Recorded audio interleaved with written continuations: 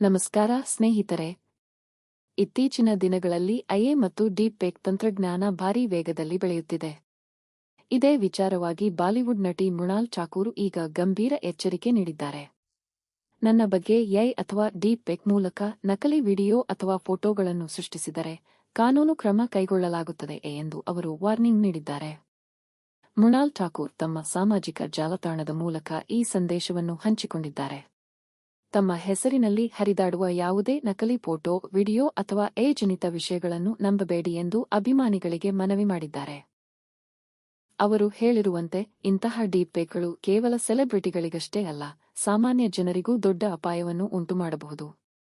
ವ್ಯಕ್ತಿಯ ಗೌರವ, ಖಾಸಗಿತನ ಮತ್ತು ವಿಶ್ವಾಸಕ್ಕೆ ಧಕ್ಕೆ ತರುವ ಇಂತಹ ಕೃತ್ಯಗಳನ್ನು ಸಹಿಸುವುದಿಲ್ಲ ಎಂದು ಅವರು ಸ್ಪಷ್ಟಪಡಿಸಿದ್ದಾರೆ.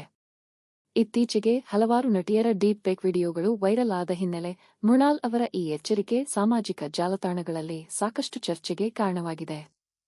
ಹಾಗಾದರೆ ಸ್ನೇಹಿತರೆ, ಐಎ ತಂತ್ರಜ್ಞಾನವನ್ನು ಜವಾಬ್ದಾರಿಯಿಂದ ಬಳಸುವುದು ಎಲ್ಲರ ಕರ್ತವ್ಯ. ಮೃಣಾಲ್ ಠಾಕೂರ್ ನೀಡಿರುವ ಈ ಎಚ್ಚರಿಕೆ ಬಗ್ಗೆ ನಿಮ್ಮ ಅಭಿಪ್ರಾಯವೇನು?